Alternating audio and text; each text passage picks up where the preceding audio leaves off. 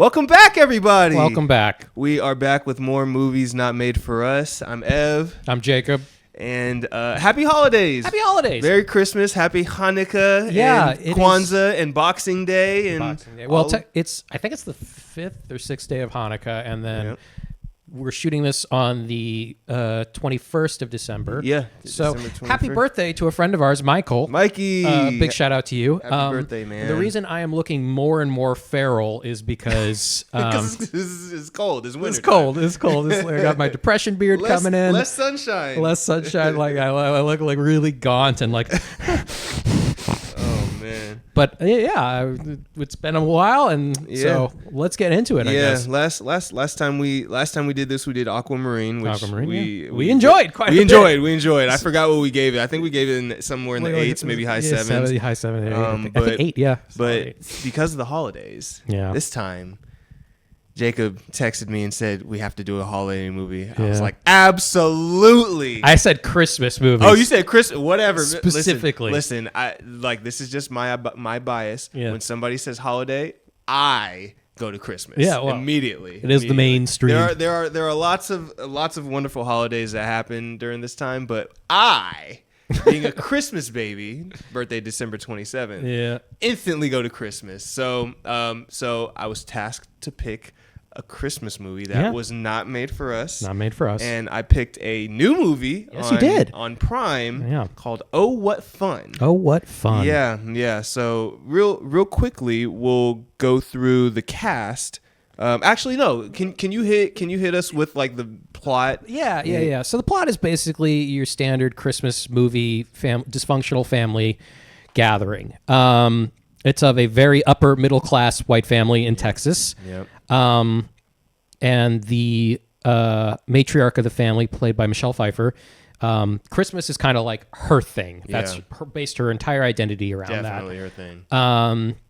And her 3 adult children come back into town, and kind of the shenanigans that follow. Basically, the point of the film is that Michelle Pfeiffer's character Claire is vastly unappreciated by her family for all the things she does for them. She's a super mom in a lot of ways, and represents mothers that, like you said, go unappreciated, get taken for granted, especially during the holidays. Yes, because a lot of moms take on a lot during the holidays, or are expected to do a lot during the holidays, and then this is kind of a cautionary tale about what that can lead to. Yeah, and so the film is full of like kind of microaggressions, passive aggressive comments, just missed opportunities and miscommunication. Yeah. And kind of like Michelle Pfeiffer Claire reaches a boiling point where she's just like, you know what? I do everything for you guys. I'm out. Yeah. And kind of like just bails on her family on Christmas, and the family has to kind of figure out what to do with that. Yeah. So that's a quick plot.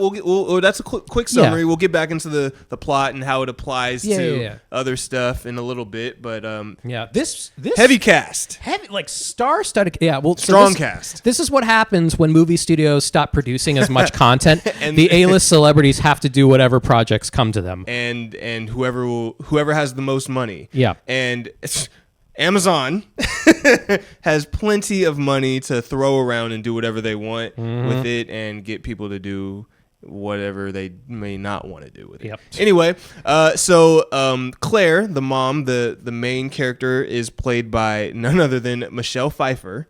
And then Claire's husband is played by Dennis Leary. Claire's oldest daughter, Claire's oldest daughter, who also has 2 kids in the film, right? Those are her kids, right? Yes. Okay, has 2 kids in the film, played by Felicity Jones. Academy Award-winning Felicity Jones? You tell me. I think she has an Academy Award. From what? I wouldn't know. Theory of Everything? Oh. Did she win for that? Not Eddie Redmayne? I think Eddie Redmayne won, and I think she also won. Listen, great movie. And then the middle child, or one of the younger children of Michelle Pfeiffer's character. Oh, she hasn't won an Academy Award. She has not? She's been nominated twice. Though. Okay. Chloe Moretz. Sorry, Chloe Moretz plays one of the daughters of Claire, and then Dominic Sessa, who I don't recognize him. He hasn't done too much. He was Okay. in The Holdovers, and that was kind of like his first Got it. big thing. Okay.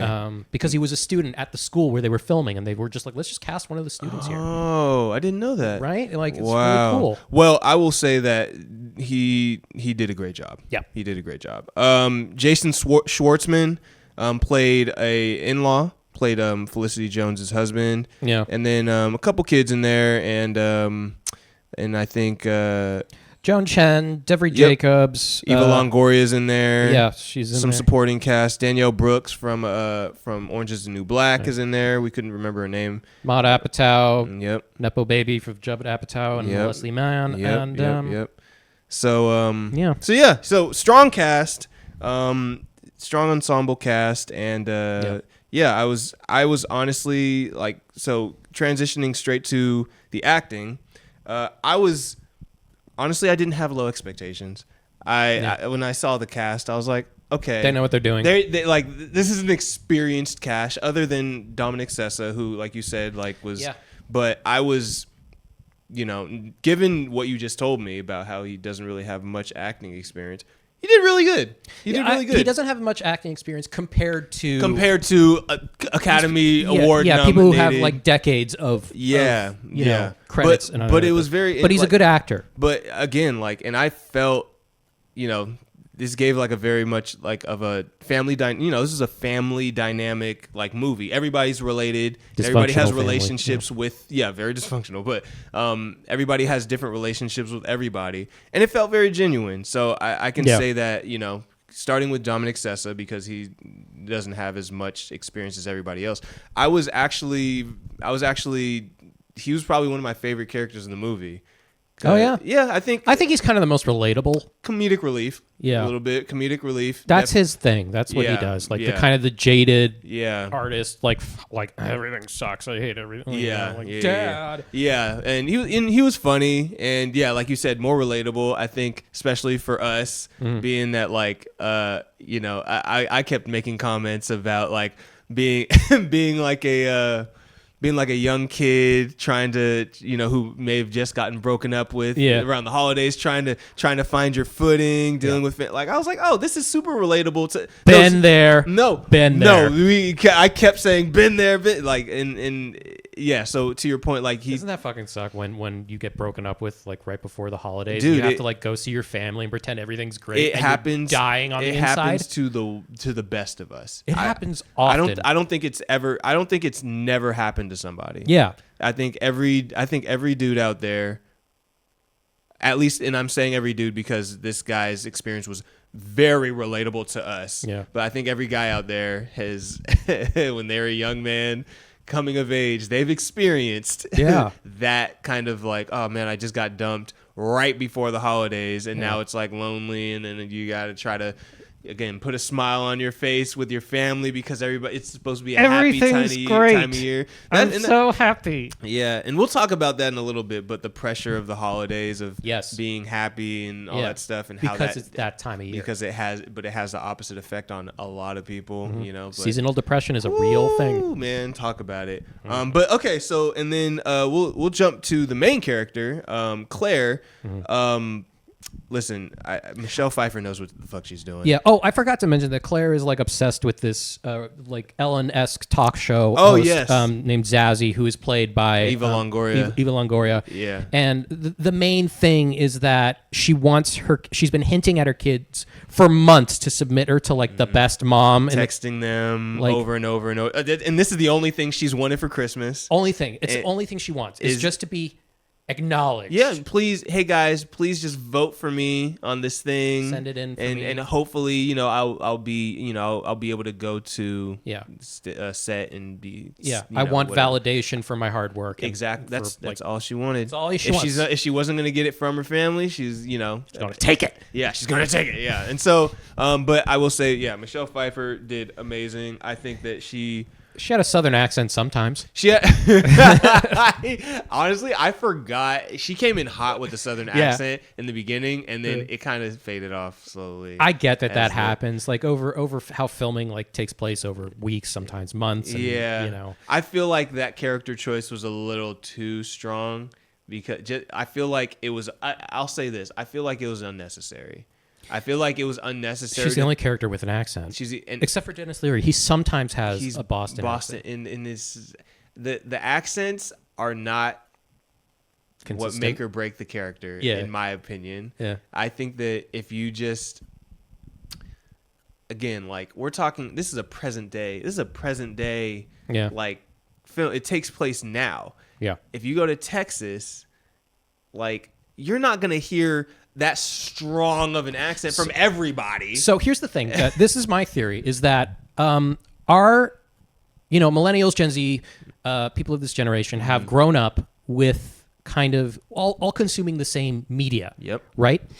So, and usually the stars of that media have a pretty, either a California accent or like the standard American accent. Right. And so you get people who have grown up learning how to talk and mannerisms and speech cadences and things like that from watching like West Coast film watching stars and TV shows. And so you get people who like regional dialects are kind of like on the downturn. Like you don't go to New York anymore and meet a lot of people, young people who sound like, hey, what's up? Get out of here. It's really like, hey, I'm from, like, you hear a little twang almost like, I'm from New York. Very subtle. This was not subtle, and then it got subtle. It got very subtle. It got subtle, it landed. You go into some really rural areas of the U.S., like you come with like Cajun, like that accent, like, we only speak Cajun over here. Like, we're going to go get some scrimp on the bar there. What is it? I'm going to make a name for myself here. Woo, I've been waiting for this my whole life. I'm going to make a name for myself. Good old Channing Tatum. Love that. But yeah, so the accent went, you're right. I feel like that was the only thing that kind of took me out of her performance was how strong her accent was early on. I don't know if it just faded or got more subtle later on, or if I just kind of became like blind to it. Oh, another thing this film does is I like when movies use narration. Voiceover narration. It was, but I don't like when they do it so sporadically that you forget it's there. It was very sporadic. Like you went in the opening. There's like the first 20 minutes. There's some consistent voiceover narration, and then it disappears and then comes back again after 20 minutes, and we're like, oh yeah, that was a storytelling device they used. You pointed that out too, like halfway through the movie, like because it happened in the beginning, then it went away. And then it just randomly popped back up when she was like in the hotel or in her car as her car was getting towed. Yeah. And I was like, So that was kind of random. If you're gonna have a theme in a movie, run with it. Yeah. Don't just. A lot of films do that where they have a narration at the beginning and then at the very end to tie everything up. Yeah. So Michelle, but back to other than the accent, I think Michelle Pfeiffer did a great job of playing a very relatable mom, very very stressed out because again the holiday, like you can feel the stress. Oh yeah, from her, you can see her like seething and ready to fucking snap. You could tell that you could tell. It was crazy because I saw my mom, you know what I mean? Like obviously she doesn't look like anything like Michelle Pfeiffer, but really, yeah, I know they look a little different. But I saw like the how any gatherings or family gatherings and all the setup that goes behind that, like when I'm around my mom while she's in that mode, it's very anxiety inducing because it's like she's on a mission and just making sure and like trying to have conversations with people and like making sure everybody's happy, making sure everybody's good, and but also like having a million tabs open in your head, and like so I felt that from Michelle Pfeiffer for sure. And I was like, oh, yep. I know exactly what this movie's going to be about. Yeah. Well, like, and it was also the look of every slight. Like you see her kind of like. Yep, but you have to keep swallow moving. it. But you have to keep moving. And you could tell she's fucking dying Yeah, on the inside. there was a ticking time bomb. There's a ticking time bomb through this whole thing. And it could have ended violently, but it didn't because it's a comedy. Yeah. So, and to that end, I feel like going to like Dennis Leary. Yeah. Like you said, accent, another accent thing. Like he's from Boston, and it was such a minor plot. Like it was such a minor characteristic of him. Like we didn't need to know that he was from Boston. Yeah. So he could have done without the accent because the accent wasn't there consistently anyway. It came and went sometimes, but whatever. Fine, character growth. Yeah. No, he was Some experimenting. backstory.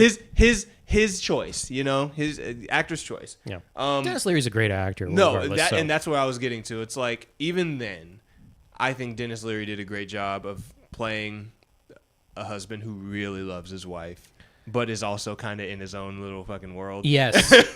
you know? Like no, I got this. Yeah. Like Yeah. like Yep. just completely unaware of the stress that she goes through. But trying to be supportive in the way that he thinks makes sense. Yes. Yes. And again, I think out of everybody, he did the least to make her feel unappreciated.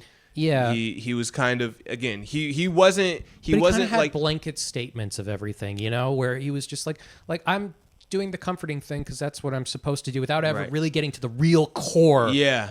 why she's upset. Yeah. Well, yeah, exactly. And again, seems like that's pretty relatable in households for sure. Communication's a big key in this movie. Yeah, absolutely. Or lack thereof.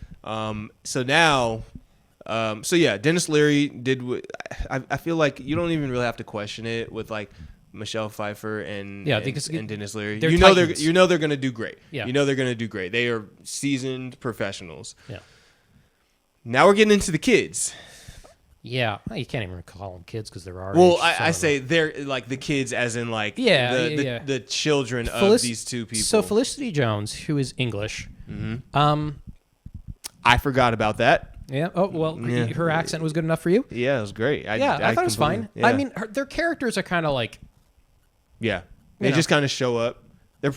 I feel like this is the other thing. Before you go into Felicity Jones, this didn't seem like it was a. This didn't seem. Oh yeah. Like this didn't seem like it was a stretch for anybody because I feel like everybody could relate to the character that they were playing. Yeah, and it was just such a weird. I don't want to say weird role for her because usually she does like. Yeah. These like big really characters with like dramatic roles, heavy backstory, and because she's like a really classically trained actress. She's been doing this for a long time. Yeah. And this was just kind of like a normal everyday person, and so it's interesting to see actors who do those kinds of roles go into everyday people. Yeah. And her character struggles as well with like validation and appreciation and being unseen. Well, they mentioned that she mentioned that, or I think one of her siblings in the movie mentioned that she is a lot like her mom, and that how that's like kind of internalized, and she has, and so she gets mad, like they have beef because they see each other, they see themselves in each other, and et cetera. There's generational trauma there. Yeah, for sure. And it's and it's hard being the oldest sibling, and she's she's a successful writer, she's a mother, she's married, like she's doing pretty well for herself, and she says that she's she's pretty satisfied with her life, but she just wants validation for her accomplishments because she always seems like she says she's been kind of passed over. So it's kind of like a meh role. I feel like a lot of these roles were meh roles. They were very. I mean, we're talking about a holiday comedy, so it's nothing too crazy. But again, like it seemed like a lot of the roles were very like, all right, let's bring it down. Like let's make these relatable. These are not extraordinary circumstances where we're telling this extraordinary story of this extraordinary person. No, this is we're telling the story of 90% of the people that are going to watch this movie. Oh no, Home Alone had a lot of pretty interesting characters. The Home Alone did. This was this was an everyman's and slice of life every woman. Yeah, exactly. Every woman's film. So Felicity did a great job. Yeah, fine. her husband, Jason Jason Schwartzman. Jason Schwartzman. Why are you in this movie, Yeah, dude? yeah. It seemed a little random that he was in this movie. He was likable. Yeah. he was actually extremely likable. Yeah, in he's this just movie. a boring kind of standard everyday guy. But the thing is, again, he wasn't boring to the audience. He Yeah. was very he was funny. He was witty. He was awkward. Yeah. And his relationship with everybody, especially Chloe. Moretz. Yes, thank you. Their relationship was obviously very interesting because Yeah. it seemed like he was looking for validation from her. yeah, Because everyone is looking. That's the theme of the movie. People are looking for acknowledgement. everybody wants to be seen. Yeah. Yep. In a very specific way. Yes. And so he just wants to be connect. He just wants to he connect was just with her. trying to connect, and it seemed like he connected with. It seemed like he was fine. Like his relationship with everybody else was fine, Yeah, but her. yeah. She was like it was almost like she made it very clear that she didn't like And him. that's why he doubled down on it. That's You know, why a he lot dou- of people where somebody meets someone who doesn't like them, and they make it their mission. they really try to get them to like them. yeah, yeah, especially yeah. if they're family. Yeah. because they're like, look, we gotta We got to get along, but yeah. So Um, that was kind of his whole. That was kind of the point of his whole existence in the film, to be honest with you. Yeah, and He also was- to help break up Chloe's relationship. Yeah, So- yeah, So yeah, Chloe's character plays kind of this character she plays a lot, which is like the pissed off, Yep. kind of like arms crossed, Angsty. millennial now instead it used to be a teenager. Yeah, but, yeah. and she does it well.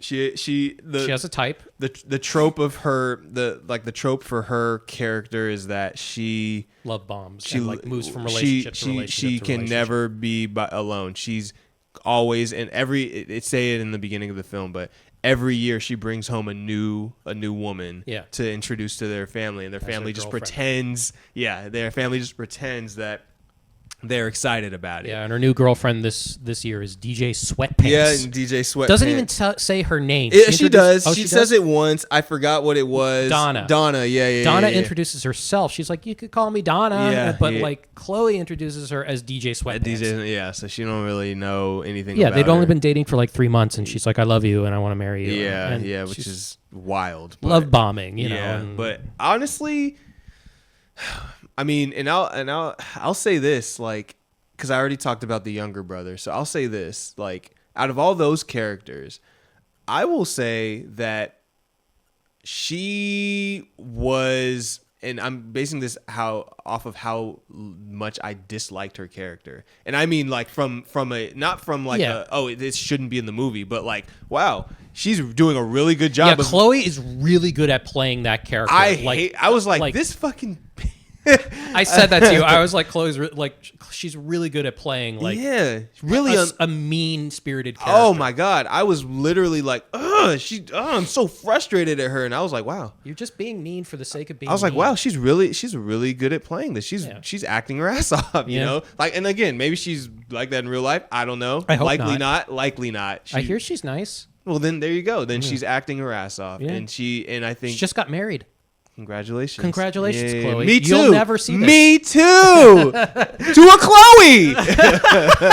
Not her. Yeah. Wonder Twins. Yeah, exactly. But yeah, so I think her acting was really good.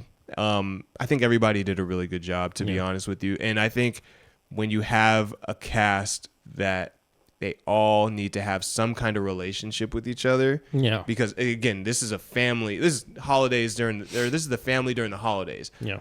Everybody can relate to some kind of dysfunction Yeah. when it comes to the family during the holidays. It may not be to this extent, but it may look a little different. So you have to have Yeah. some clear established relationships between you and each other person. And I feel like they did that flawlessly. Yeah. And Okay. and It was a believable family it dynamic. was super believable, and that's one thing I'll say. I was a little nervous because of the star power of Oh. Dennis Leary and Michelle Pfeiffer. I'm like, they're some of the least relatable like actors and actresses to play in like a family holiday Normal film. people. Yeah, I'm like, dude, these are these are powerhouses. Yeah. I don't know how relatable this is gonna be. I feel like Dennis Leary, he toned himself down Yeah. to be the kind of soft spoken, relatable dad. Yeah, he's still a dad, but you you know, know? he's not like that sharp, like, I'm gonna, fuck you up, you little shit, like kind of stuff. You know? Honestly, it was pleasantly surprising to me. I was like, I kind they're of all- like, yeah. I kind of like how he's kind of like toning it down a little bit. Yeah. And just kind of, you know, he's really giving to the ensemble. He's not making it about him, you know. Yeah, definitely. So, now plot. Plot. Yeah. No, we said the plot. We kind of said the plot, but let's talk about like some of the themes Okay, I'm gonna say this. Let's talk about the story. Yeah, that's what I meant. Sorry. The story is not really particularly interesting. It's Not even a little bit. It is. Not even a little bit. It takes place over, I think, like 4 days. Christmas Eve, 2 days, 1 day before Christmas Eve, Christmas, and then 23rd, and then 24th, Boxing Day, 25th, whatever. 26th. Yeah. And it's just not like the trauma they go to or like the triggering event is not really that interesting. I will be honest with you. There was a point in the movie where I literally said, "Wait, what is this about?" Yeah, I wanted to say that to you. There was a we were like moment- 25 minutes into the movie, and we're like, when is it gonna? Dude, we got to probably like 45, and I was like, I actually don't know what's happening. I don't know what this is about. Yeah. And then when she was in the car, yeah, but that doesn't happen for like, dude, and she was like, she's going to Burbank. I was like, what the fuck is in Burbank? Oh yeah, we forgot about that. She wanted to be on the show. Yeah, I honestly forgot about that. I completely forgot about that, but. So yeah, I forgot about the story, to be honest with you. A lot of this felt and the big, events. Yeah. The big events are not that. They're not that big. They're not like like. Look, I've had some shattering holiday events happen. Yeah, likewise. And I was like, this is all pretty. It's all pretty light. Manageable and not a big deal. Like, I mean, when they left her accidentally. When they went to the concert, yeah. I said she has her phone with her. She has her phone with her. She could easily you can contact her. They're not even down the street, and you can. Yeah. Or her like competing with her neighbor. I mean, yeah. That to buy was a little gifts. That was a little manufactured. That was like, I feel like that's not soup. I don't know how relatable that is. Yeah, but maybe again, we're not moms. I don't want to minimize people's issues in real life because Yeah. real life issues are real life issues for them, and they are a big deal. Sure. But and again, the whole theme of this movie, I guess, is like lack of communication. Yeah. And validation, but a good story does it not make. It didn't seem if like something big happened Yeah. that kind of like shook the foundation of their lives, Yeah. it would have been a much interesting story. But it was just kind of. I feel like, but to that point, I feel like it didn't get interesting until shit hit the fan for the main character. I think that everything leading up to, and again, like spoiler alerts. So if you guys didn't guess that by now, but we're gonna spoil the movie. But Oops. But there are there's a moment when she feels so unappreciated that she just packs up her shit and says, I'm driving to the. I don't know where I'm going. I don't know where I'm going, but I'm driving hours to be alone, because Yeah. I'm fed up with my family not appreciating me. Basically, they basically get into a situation where Claire is planning all these things, all these events, and then she's doing all this making stuff. the dinner, She's setting up the house. she's She's in the bushes, putting up Christmas she's doing decorations everything by herself. She can for all these other people, and it gets to Christmas Eve, and she finally is like, okay, we're going to this dance recital. Everybody, like, let's go. It was a show. A dance show, Yeah. and they basically She bought the tickets for her grandkids, for like the entire family. and everybody's just kind of like nonchalant about it, and you're like, okay, yeah, fine, we're going. And they get in the car and they forget her. They get into two different cars. Each car thinks that the other has her. Yep, and they get to the But show. she doesn't get into the car because she doesn't want to give her neighbor the gift that she bought. Right. She panics and she's like, fuck it, I'll just take these cookies out of a tin and put them in a bag. Right, And, yeah, and I have to give it to her right now. Yeah, she's also in a competition with her neighbor on who's, I guess, the most elegant Christmas jolly queen. I don't fucking know. It's a very specific. It's a very superficial kind of flex of culture. Something that exactly. I don't understand it, but I'm sure we're not in a homeowners association. Listen, this movie is not made for us. But yeah, so she gets left by her family and she's at home. She has this moment where she's at home by herself while her family is off and they basically forgot about her. And she's having this moment where she's realizing, damn, my family takes me for granted. My family isn't thinking about me and I'm thinking about them. And it becomes so much for her. And that's her tipping point. Yeah. That realization that she's alone she feels alone on Christmas. Yeah. That she gets in the car, packs up and drives off. And again, we said this is easily solvable. Just give him a call. Say you forgot me. Yeah. But I think even before they got down the street, it was almost self-inflicted. But I think to the point. Yes. Well, I think to the point is kind of martyrdom almost. The point is she shouldn't even have to make the call. And I think that was the moment where she's like, the fact that they forgot about me. Like, I should never even have to think about calling them to come get me. Yeah, well, the forgotten thing happens because of a misunderstanding. Sure. Yeah. It's not they intentionally forgot her. I don't think anyone intentionally forgets. For sure. But it was a misunderstanding. It was the build-up because she left the house before anybody got into the cars. Yeah. So and they took two cars. Yeah. And neither one knew. I think that this situation, even though again it's kind of a little unrelated to what she had been feeling, the symbolism of it triggered the buildup of like, you know what? Yeah, being forgotten and underappreciated. Even though sucks. Like the forgotten part again was like a simple miscommunication. I think just that feeling of like they forgot me, it brought up everything else that she was feeling, and she's kind of like, honestly, I'm. You saw her snap. You saw her. She had a moment, and it was everything. And I think that moment when she packed up her shit and just drove off and like said fuck this, I think that is the moment where for me the movie got interesting because I'm like, okay, because the plot finally happened. The plot finally started to move. The plot, because other than that, we just got a bunch of Christmas interactions that were just awkward.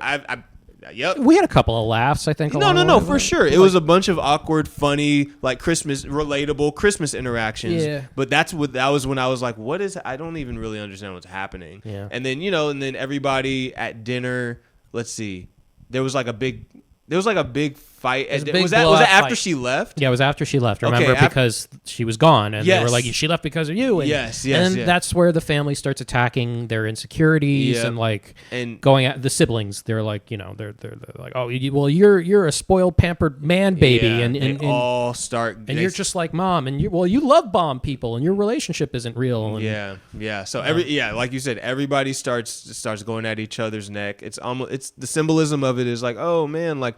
Mom is actually the one who's held the family together on Christmas. That's what I kind of picked up. Yes. Yes. But, well, the mom is the glue. The dad even says like, I don't know what the fuck I'm doing, but like I can't do this without your mom. I'm useless without her. And I think that and then they start to realize like, oh, like I guess we need mom, but for her it's too late. For her, she's like, I'm going to go be by myself. Yeah. And here's the thing though, the kids don't actually like really apologize to her. The older sister does. The older sister does, but not the other ones. No, they're just kind of like yeah. I don't think. I mean, it shows. There's spoiler. There's a flash forward a year later, and one of the things that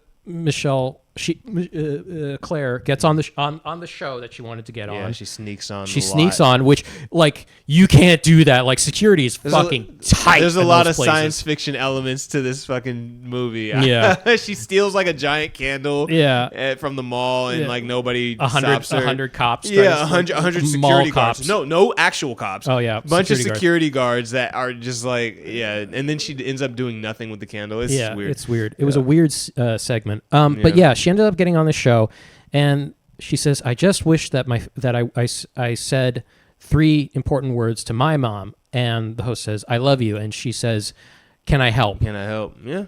Which in my family, we do all the time. Yeah. To the point where it's annoying. Really? Like we're constantly asked because we're like, can I help? Can I help? Yeah. Can I help? Do you need help? What can I do? What can I do? How She's can I like, help get out you? my way. It's like, trust that I am fine. Yeah. So yeah. in my family, it's people pleasing, like trying to make sure that everyone's happy Everybody's and taken good. care of. Yeah. In this family, they didn't have enough of that. They didn't. Yeah. They were all in their own worlds. They were all doing their own thing. Yeah. Me and Chloe, me and my wife have these conversations a lot because my family is a lot like the family in this movie. Whereas like during Christmas, my mom she's doing everything. Yeah.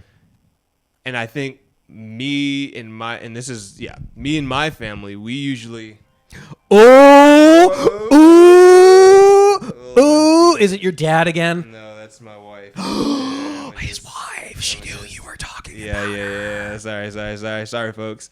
She's gonna keep calling me until I pick up, and she knows what I'm doing right now, which is crazy. She's gonna keep going until I pick up, and then she's gonna wait. She's gonna wait until I pick up, and then I'm gonna say, "Hey, boo, I'm doing the show with Jacob," and she's gonna be like, "Oh, sorry." She's so sweet. No.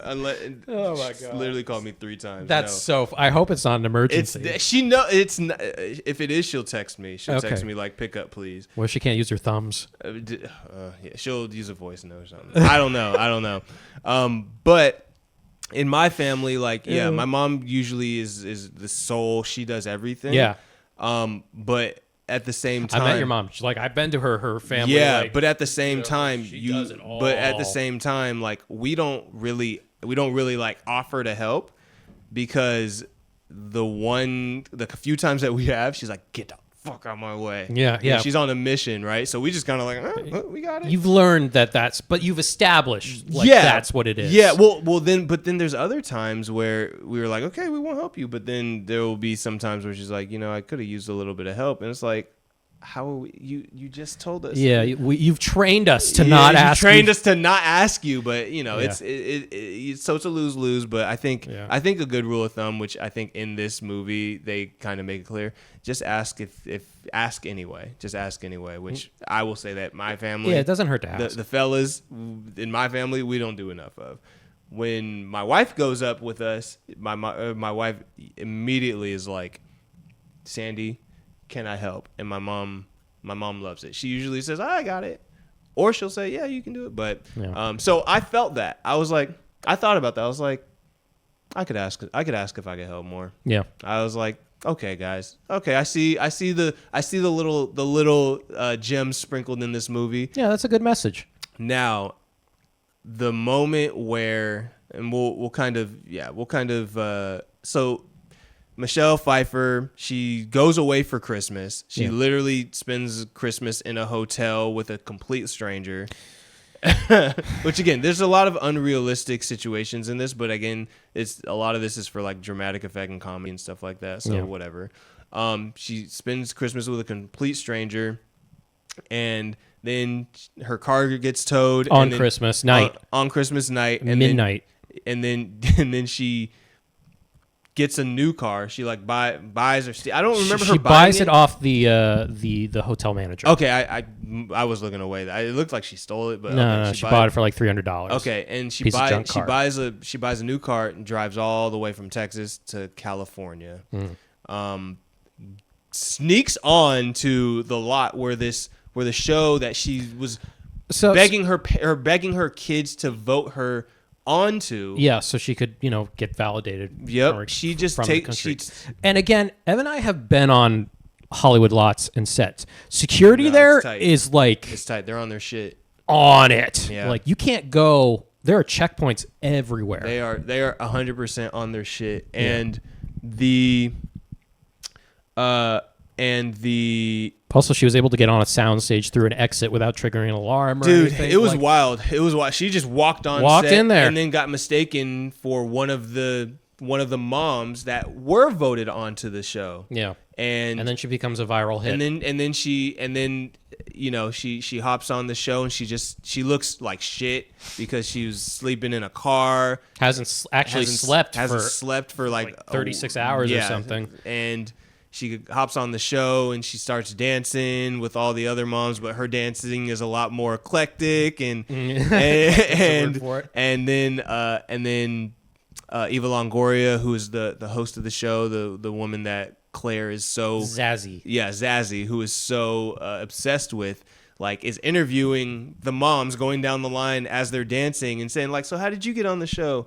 And she interviews Claire, and Claire basically just says straight up how she got there. Is like, yeah, my family abandoned me. My family completely forgot about me, and they underappreciated me, and blah blah blah. And then it cuts to and then she says, and then I just decided to get in my car and say fuck it. And then obviously you can't say that on live TV, especially like daytime talk show, which was kind of the joke. So then it cuts to her like in her office as if she was going to be like punished for it by the FCC or some shit. And then it turns out that Zazie, Eva Longoria's character, can really relate to what Claire had experienced with the feeling unappreciated by her family, and then they form a bond. Her and her producers, like the four of them, just get drunk in their office, like all stoned and drunk. Christmas night into the 26th, and then we go into the day after, and Zazie wants to have her back on the show, and still doesn't know her name. She calls Claire Cameron multiple times. Yeah, very very Hollywood. And when Claire is back on the show,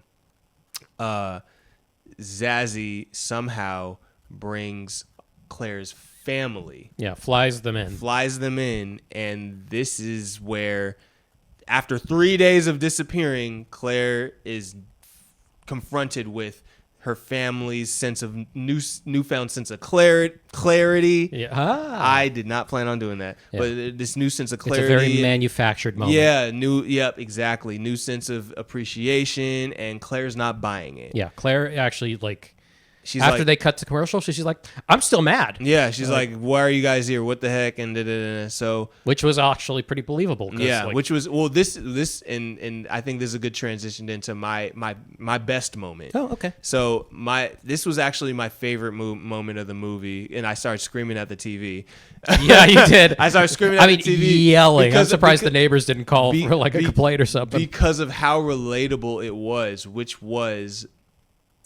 Claire and her oldest daughter, I forget her oldest daughter's name, Felicity Jones. Yeah, Felicity Jones. They, out of everybody in the movie, Claire seems to have like the most contentious relationship with her oldest daughter, right? With Felicity Jones, and that's established early on. And so now Claire and Felicity Jones. Felicity Jones runs after Claire in her dressing room after Claire storms off after being frustrated with this grand gesture that her family just made. And Felicity Jones basically is, confronting Claire and being like, what's going on? And Claire says she feels unappreciated and unseen. And Felicity Jones basically says the same thing back to Claire and says, listen, I feel like you are so excited about my siblings, but you're not excited about me, and I don't feel seen by you. And it's a very emotional moment. It's like, damn, that must suck. And I've had those feelings before too. I'm like, damn, that kind of, I think every sibling. Yeah, has. well, I'm like, damn, like I felt that too. Like where I haven't felt seen by, and I don't feel like, I don't feel appreciated, and I really value my parents' opinion, but I don't always get a positive one, and and. So I was like, oh shit, this got really real, but like very, very relatable, at least for me. And Claire's response was, well, very teary-eyed hearing her daughter say this to her. Claire's response was, well, maybe sometimes I don't want to give you that, put the cat out of the bag that I am proud of you and that I do see you, because if I do that You won't need me anymore. You won't need me anymore. Yeah. It's like that's their last thing that she's holding on to, which is like I need you to how need me. how proud of her she is, and how and encouraging her. If she gives her that, then she won't need her anymore. And I was like, oh my God. Yeah, you were jumping out. I of your was shit, yeah, like, man, because you were like, that's right. Like, no, it's yelling because at the TV. because it's something that is very unsaid by a lot of parents. I've been blessed enough to have that conversation with my own mom about that same exact situation. This is why I was yelling at it's my turn now. Oh no. It's my mom's boyfriend. Oh, got it. So I can't talk right now. Sorry. Yeah, I know. We got it's literally like it's 7 on Sunday. Like, of course, all of our families calling us. Yeah, it means they love us. That's Yeah. If you need to take it, we can pause. No, they're probably wanting me to. We can pause it. No. Edit it. Well, okay, hold on. Oh, one yeah, I second. can edit it. I will answer. Hello. Hey, Harvey. I'm actually recording my podcast right now. Hey. Okay, I'll talk about latkes. All right. I love you guys. I'll talk to you later. Bye. I love it. Yeah. Yeah. So that's my family dynamic. You know, Yeah. Harvey's been my mom's boyfriend for like 6 years, and he's Nice. just like He's really the become guy. part of the family. I and love that. So, I'm happy to he hear calls and we talk. We have a really great that. relationship. I love it. So I love it. it's But the family you find. it's listen, man. It's the family you find. I believe in that heavily. But your family, I found. Yeah. We found each other We again. found each other. It took a Yeah, while. we did. But I say that to say, going back to the interaction between Claire and her daughter, is I related so much to it because I've been lucky enough to have that conversation with my own mom, and it came by way of counseling between therapy in the therapy session with my mom my own mom, which again, very lucky to have that opportunity. It is hard to get your parents into group therapy. Woo, man, and it was just her and I. It wasn't everybody else, which that's a whole other thing. It's Lord willing that happens. But anyway, one baby step at a time. One baby step at a time. But but that was something that over time kind of started to peek his head of as parents become empty nesters, right? And their little what is it, like bird hatchlings start to leave the nest and do their own thing and find their own autonomy. Parents start to lose a little bit of identity. Yeah, because that's been your purpose for like the last. I mean, for me, 35 years. Yeah. You know what I mean? So it's like, and I'm the youngest, right? So it's like how. So when you decide to start to build your own life and start to say like, oh, I'm just gonna do my own thing for the holidays and stuff like that. Parents have a tendency to try to like find out how to keep their kids close or keep their and sometimes that is putting them down. Sometimes it's withholding affection or withholding any encouragement because it's like, I need you to need something from me.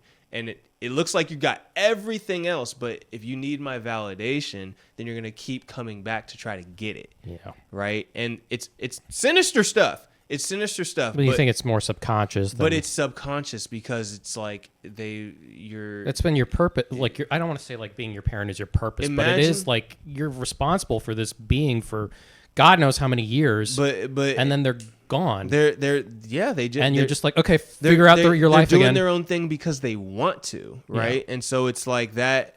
Again, that's an extremely difficult adjustment because it's an adjustment that doesn't have like there's no time there's no exact date that happens on. Yeah. And so it's like you don't know like when it does happen, when your kid does finally say, like I'm good, like and starts to wanting to create a little bit of distance and autonomy. Yeah.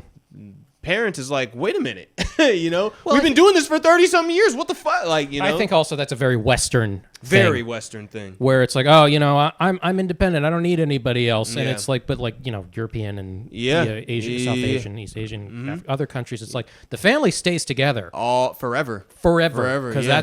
that's your consistency. You'll pass down your house. Grandkids will help raise your kids. And Yeah. like you Yeah, look yeah, after yeah. them when they're old. Like in Western society, it's so like, Yep, get the fuck out. Yep. Yeah, like, or I'm out. you I'm know? out. I don't need you anymore. I'm Yeah, an independent. yeah, And it's yeah, like, yeah. and I think we need, as a society, we need to find a way to maintain our autonomy and independence while also being part of a greater collective. Yeah, And- I agree. And in America specifically, I mean, they're like, we're fiercely independent. Like Yeah. that's aggressive Yeah, kind of mentality of like, I don't need anyone. I make my own way. right. Yeah.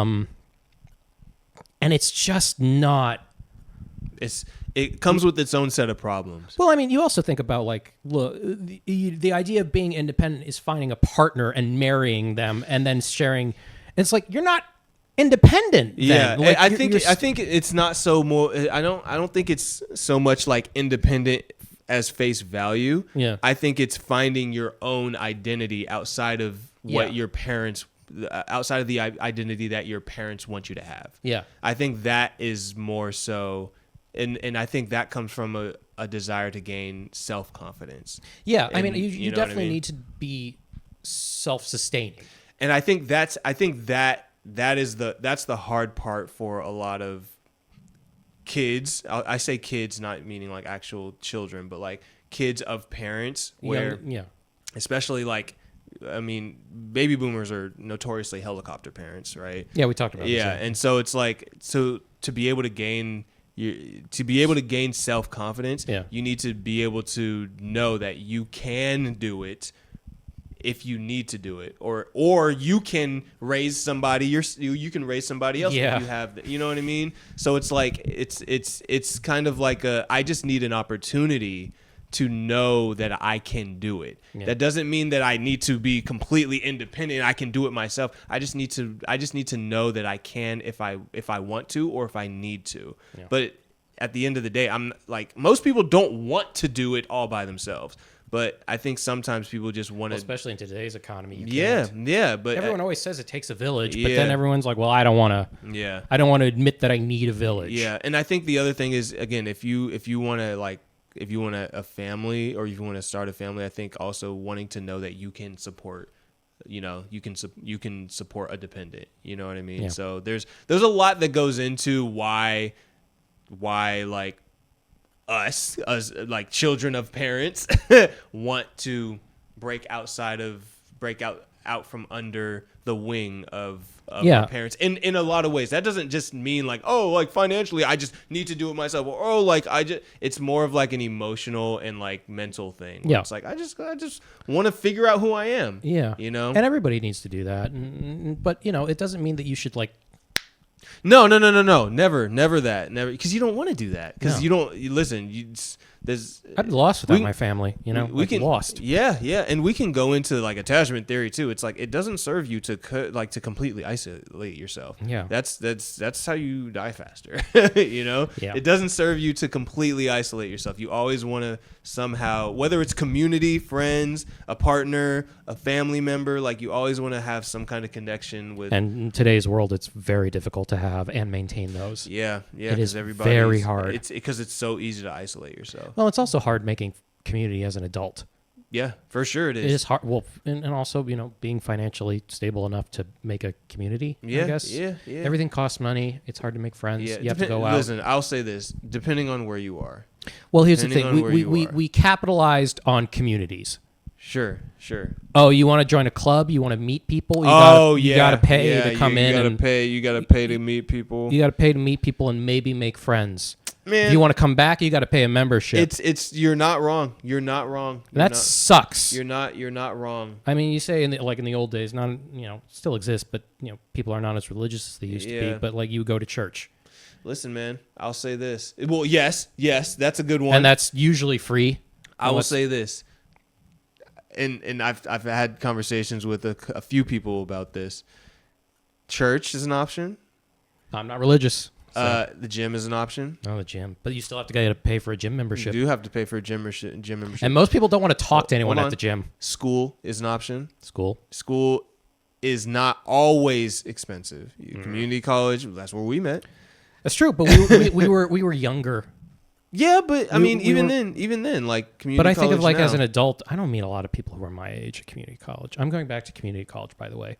I hear that. I hear that. It is like I'm saying, as an adult, And it is harder to and, connect. And again, saying this now is a little like out of touch. But a job.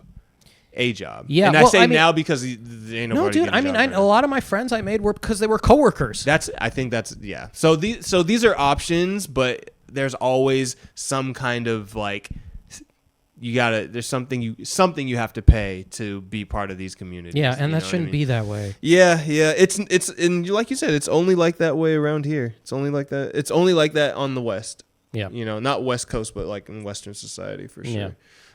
Anyway, we But kinda- yeah, but I say that to say that was my favorite. That was my best moment. Best moment? Okay. Yeah. What about you? I'm trying to find any moments that particularly stood out to me. If not, you can give your worst moment. I'll give my worst moment. Yeah. Do you know what my worst moment is? No, I don't. Okay. I'm curious to hear what you got to say. So this moment is probably, because this movie is produced by Amazon, Oh, is probably the most propaganda it was pretty blatant. esque. Like I know what you're trying to say. the Claire I will ends up at like a motel in the middle of fucking nowhere. I'll find the name. Um, Played by Danielle Brooks. Yes. Morgan is the character's name. right, and she ends up having to share the one hotel room left with her, and she's a delivery driver. Yeah. Working on Christmas Eve, technically on Christmas, and she's just trying to find a place to sleep because she's tired. Yeah.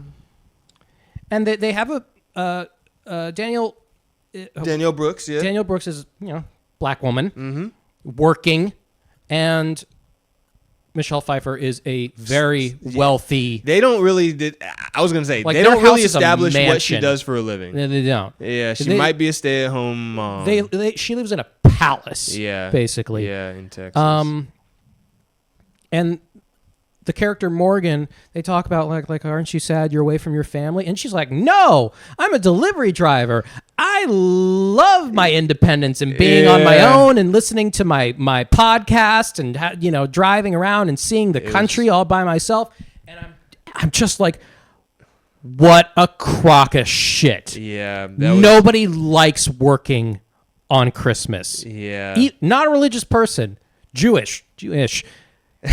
Nice.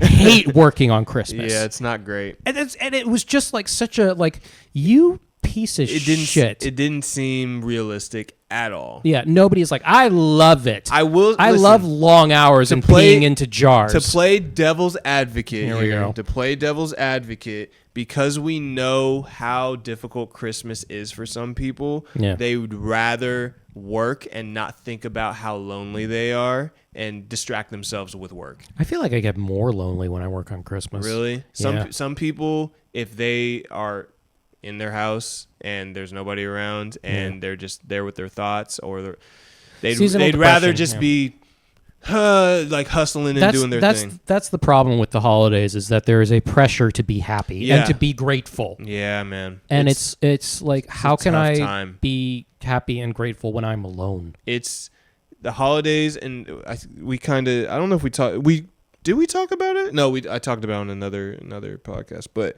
No. the holidays is notoriously, sorry, I'm not gonna plug Oh, it. he's cheating on me. But the holidays is notoriously a very, very sad time of year for a lot of people, because like you said, yeah, I mean, dude, it was for me. Seasonal depression is a real thing. Yeah, but even specifically the festivities and the energy around the holidays. Yeah.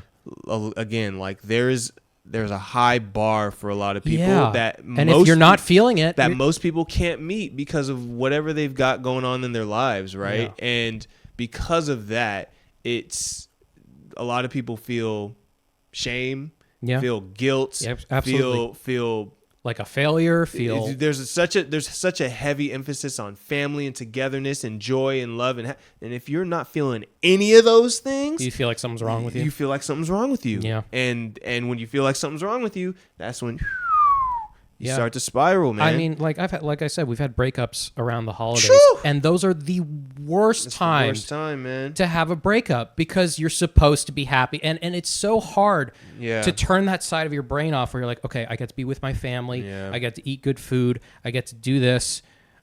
Why can't I be happy? Yeah. Why can't I make myself be happy? Yeah, yeah, and I'll say this. There have been, I think I've written off maybe, and when I say written off, because again, like I definitely went through this because my Christmas, I'm a Christmas baby again, December you told me. 27th, Yeah. and Sucks. so the bar is always super high for me because I've grown up loving the holiday season, right? I love the holidays. So when love the lights. So when things weren't going well during the holiday season, it was tough. I was like, I'm supposed to be like, this is supposed to be my favorite time of the year.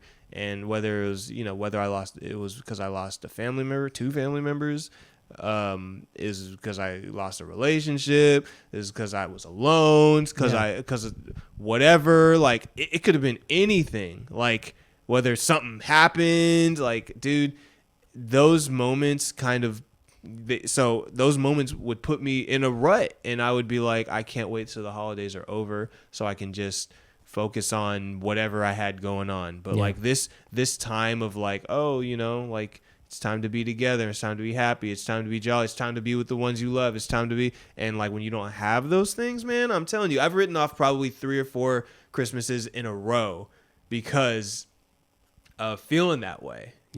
And so it took a while for me to, and I'll say it was, I had to be very intentional about bringing back the holiday joy that I lost those years ago. It is hard to be mindfully joyous. You have to. Is that a term? I don't know. No. I know exactly what you mean. It doesn't need to be a try term. To block it out. Focus on this. Well, not even that. It's like the Christmas as I know it is gone. Oh. So I have to rebuild a new one for myself. Oh, that's what I'm saying. It's that's like, a lot. Yeah, like not trying to go backwards, not trying to get back something that you can't. It's gone. You can't get back what's gone. You have no control of. You can't go back in time, but what you can do is move forward. Right. So for me, I had to literally be like, okay, like Christmas is not going to happen the way that it did when I was a kid. It's not going to be happy like that, but maybe it can be happy in a new way. So, I mean, examples like I started to find Christmas activities that I would have never gone to when I was younger, and just be like, I'm just going to go to this thing, or I'm going to start baking. I know my mom's like a professional baker, but I've never baked. And so, but again, like it's something she wouldn't let you in the kitchen. It's something, no, literally. And so it's like something I've had to adopt myself to like kind of bring a new element that makes the holidays fun for me. This man loves his Christmas brownies. I'm making them tonight probably. But and even game night. Yeah, like that's a new one that we had to do because you make your own traditions. Yeah, Chloe brought in we binged all Harry Potter movies from the 24th to all of them, 24th and 25th. We just binge them, but that's her thing, Her thing, and so it's like, and so we do all these. We're just adding all these new things I never did when I was younger, and it's brought it back. And so I say that to say like a lot of. And it's very sad to say this, but I feel like we have to talk about it. A lot of people feel very hopeless during the holidays. Yes, there's a spike in unaliving yourself. Yeah, and a lot of people feel very hopeless during the holidays because that pressure to be happy and not. I will say this, just it takes one little like the small little acts of self-care, the small little joys that you can just stack on top of each other, they go a long way. Yeah. You can always find one thing to be excited about, one thing to be happy for. Whether it's, you get a chocolate chip cookie or you anything that can bring a little bit, you can just take that and use the momentum that can like bring. And again, if you don't have that joy, then you can just ride it out. You can just wait it out, just get through it and then just focus on something else. But I mean, I've had holidays where those nights were long. Yeah, they're long. Yeah, same. They are long, cold, lonely nights. And man, I get it. Take this from Jacob. You're not alone. Everybody experiences this. So even that, just maybe, hopefully that brings some comfort that you're not alone in that experience. I think everybody, and when I say everybody, I think everybody has experienced this at least twice in their life. At least, so it's not just because it's marketed to you as being the happiest time. Go talk to somebody. Talk to anybody and ask them, and they'll tell you exactly what we're saying. So say all that to say, have a great Christmas. No, I'm just kidding. We're not gonna wrap it up yet. So that's that's your. But no, in all seriousness, like be kind to yourselves, guys. Like it's no pressure from us. It's just a holiday. Yeah, and hey, just hang out with us. Subscribe. You know what I mean? Whatever. We'll hang out with you. Talk with us. But, I'm lonely too. Yeah. But we're all here together, and we're all gonna get through the holidays together, and try to make. We're here to try to make it entertaining for you guys. So thank you for inviting me to your game night. I appreciate of that, course, man. I would be sitting alone in my apartment. No. We'll have none of that, sir. We'll have none of that. Appreciate that. Yeah, of course. Okay, so I think I don't have a worst part. I think the part that you popped out was the worst. Yeah. So I think that we can go straight to what score we give this one. I know what score out of 10. Yeah. I know what score I'm giving it. Actually, let me think about it. I know you do the point system, but I kind of just give it a flat number. I do the. Oh yeah. I mean, I do give it a point system just for like nuance. Ooh, but he's cultured. Yeah. But what are you giving? Okay. Oh, what fun! I just didn't. It's such a meh movie, to me. I mean, in terms of like entertainment value, like I've forgotten most of it. It's a comfort film for sure. It's like it's a Christmas movie you throw on in the background. It's and there are better movies. Yeah, there are better. If this was in the theaters, even if it's not made for us, we're not paying to go see this shit. So I'd probably give it like a 3. Ooh, I thought you were gonna give it higher than that. No, I mean, look, okay, like in terms, I'm giving it a 3. It's better than Medea. No, didn't I give Medea like? Dude, you gave Medea like a 4. Oh, you're right. I don't even. Okay, you know what? I'm gonna change my vote. I'm gonna better than Boo, a Medea Halloween. Let me change it. I'm gonna change it. I'm changing it. Shut up. That was basically solely based on like, was I entertained? I actually don't remember what you gave Medea. No, I think I gave it like a 3. So it's close to Medea. It's not. It's much better than Medea. This one is watchable, but it's just so forgettable. Yeah, and I agree. And not particularly interesting. So maybe like a. But wait, before you say that, remember, it's not made for us. Okay. Objectively, yeah. Like thinking of if you'd recommend this. No.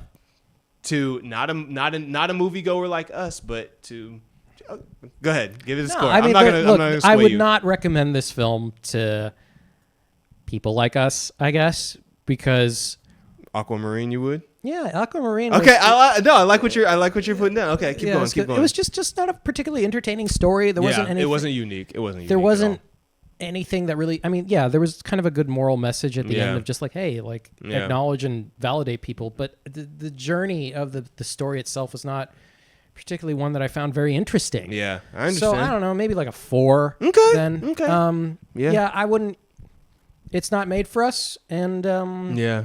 It didn't. Even if it wasn't made for us, it didn't really hit. And that's not like a shot at any of the people involved, like the acting or anything like that. There's nothing like that. It's solely based on the script's not very interesting. Yeah. I'm giving it a 5. Wow. Yeah, I'm giving it a 5. Here's the reason why. I was going between like a 7 and a 5. Wow. 7. So like a 6. So, but I landed on a 5 after hearing you talk. Yeah. Because I was gonna give it a 7 at first because That's very generous. I laughed a lot.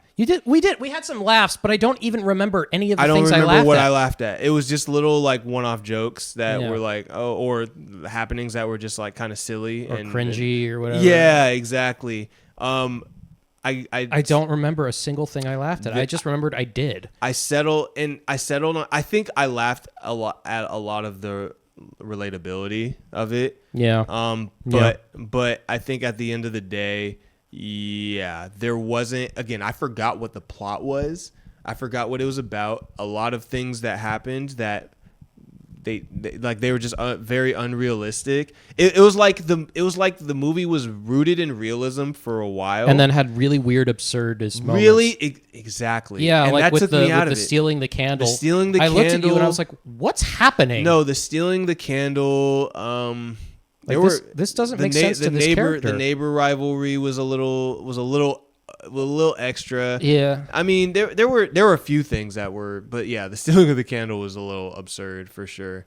Yeah. And like the dance recital was a little weird. Yeah. Yeah, but either way, Yeah. and then the miscommunication of like getting left and then driving all the way to Burbank and then From getting on the Texas. lot. Yeah, so that stuff kind of took me out of it, and I was like, okay, it's oscillating, and I'm using that word a lot, but it's oscillating between like realism and like relatability and absurdism. So Yeah. yeah, a lot of it. Also, it wasn't shot like a comedy. No, it wasn't. Also, we didn't even mention the first thing that we didn't like, which was the shaky shaky camera. cam. Shaky cam in the very beginning. It was really distracting. It went was- away, It went away. Yeah, it which was. made me wonder. It's like, is this a reshoot? No, thing, it or- was very. It was. Yeah, it was very interesting how. And again, I know I've used that effect on like my own like demo reel when I used it on our demo reel. Yeah. But Like it's I used, really distracting. it was pretty bad, and I was like, okay, they could have just used the tripod and Yeah, steady this cam didn't and need like to not. be like this. Yeah. So, but yeah, I'm giving it a 5 out of 10 because, yeah. Listen, I love a holiday movie. I also know the point of holiday movies is just like comfort food. It's not. Yeah. It's not meant to. It's Yeah. not meant to invoke any kind of deep thought. It's not meant to make you. Make you Think. make you think, make you super emotional, make you. It's not meant to do any of that. It's meant to like kind of just pacify you for the most Yeah. part. So I kind of went into it knowing that that's kind of what it is. Listen, there's like a whole category on Netflix of movies that just do that are just like these. Yeah, they're in the background. They're just in the background. You're not even While you're on really- your phone or you're not- whatever. Yeah, exactly. This was that. So because of that, a 5 seems fitting. You know, Yeah. I think, It's fair. and it wasn't unique really at all. No. Yeah, And most- again, it was, most it was holiday- one of those like rich white people problems. Yeah, that I felt that too. Like I felt that. really felt that. I'm like, Yeah, I felt that too. you know what we did this Thanksgiving? My family and I tried to figure out how can we afford this turkey. That was not their problem. Listen, that is a different type of problem. It's not their problem at all. Yeah, not made for them. No, it's not made for them. But yeah, I feel like this movie was just kind of like it wasn't unique at all because most holiday movies have the family dynamic shit. It's all kind of the So same thing. that's okay. This is I know this episode's going long. No, you're good, you're but good. it's like I know that some families dread getting together for the holidays. Mm-hmm. I've never been that way Really? ever. I love seeing my family. Yeah. I love being with my family. Yeah. Because especially now, that I live Far. far Yeah, away. yeah. I love it. But even then, when I was a kid, I would love being able to get them all together and yeah. eating good Yeah. food and talking and Yeah. catching up on things. Like I love that. And yeah, now that I'm older and I'm a failure at 33, I'm, You're not a failure. You're not a fucking, I have you know why you're friends who not have, a like kids. And You know why married. you're not a failure? Because you're doing this show. Means you've made it, brother. I'm gonna go back into my Lexus and drive to my mansion in Bel Air. Lexus? You mean a Bentley? Just kidding. I don't know cars. But anyway. But yeah, but it's just kind of like, yeah, now I get that, like, now that I'm older and my friends are talking about their accomplishments or, their jobs or I traveled here this year and I'm like, I haven't been able to find a day job for a while because the place I worked not fired great. Me and for no reason, and now don't know if I can pay rent next month. So sure. So it's like, but it's cool you get to go to Africa. Yeah. So you say that because you like you like getting together with your family at least. Yeah. At the very least. Yeah, but I get that there is a twinge of like there is always an undercurrent of like comparison. Yeah. I think I'm on the opposite end of the spectrum where I've kind of. You tell me about your family gatherings, and you're like, I like them. Yeah, no. I love my family, I know you but do, there's a lot of, and again, a lot of people can relate, but there's a lot of. They're stressful. They're very stressful because there's a lot of strong personalities that over time have started to clash. Mm-hmm. And that takes away from the harmony of things because just like in the movie, when things start to, in an emotional moment, when things start to get brought up, people start to say things. And family knows how to cut. Yeah. Family knows how to cut you deep. Yeah, you hurt me, I'm going to hurt you because I know where to strike. Because I know what to say, and that is so with families, like if you're kind of sometimes, especially if you've been away for a while, sometimes it's a little walking on eggshells. You're like, it's like you're walking in a minefield. You're like, okay, like if somebody might say this tiny little thing, and that might set off the whole fucking minefield. Yeah. And so that's a lot. That's my experience. Like lately, it's gotten better, but for the most part, I'm like, game night here. Game night here with my friends and my wife and my dog. Love my family, I miss them dearly during the holidays. Yeah. We got some stuff to hash out. You know what I mean? Which I think a lot of people can relate to. But yeah, so I represent that side of the thing. So, but completely just different ends of the spectrum. Yeah. But that's why I'm glad that we're talking about this movie because we received it in two different ways, in a lot of ways. Yeah. But at the end of the day, the holidays is a very complex time for people. Yes, it is. That's the one thing I liked about this movie was it highlighted how complex. Even though if you live in Texas and you're middle to upper class. Nah, I don't know if they're that upper place class. Was a palace. They're in Texas. You can get that place for probably $500,000 in Texas easily. $500,000 here gets you a 2-bedroom easily. You're lucky. If you're lucky. Yeah. I think the average house price in LA $1 million. It's at least $1 million. It's $1 million. Yeah. So I think it's more than that. But anyway, so what fun. 5 out of 10. 4 out of 10. Yeah, you can miss it, but most people have Prime Video, so if got nothing else to do. You got nothing else to do, throw it on. Watch something else. Or watch this. Watch this instead. Yeah. But yeah, anyway. We're almost as long as the movie. But anyway, we're going to wrap it up because we've been yapping and we can just keep going because we like to talk a lot. That's why we're doing this. But thank you guys for watching. This is Movies Not Made for Us. Yeah, we really appreciate you guys watching. And if you want to leave a comment, let us know what movies you think we should watch that we are not made for us and that we might enjoy. Please let us know. But in the meantime... Holidays. We won't say happy holidays. I was going to say that. I was like, it doesn't have to be happy. It is what it is. Holidays. Have them. Have a holiday. Have the holiday. You're allowed to feel whatever you want on these days. That's right. Your feelings are valid. That's right. And we will see you in the new year. We'll see you in the new year. And until then, stay cool. Smash that like button. Smash that subscribe button. Share with your friends. Yep, all that. I'm Ev. I'm Jacob. See you guys next time. Happy New Year.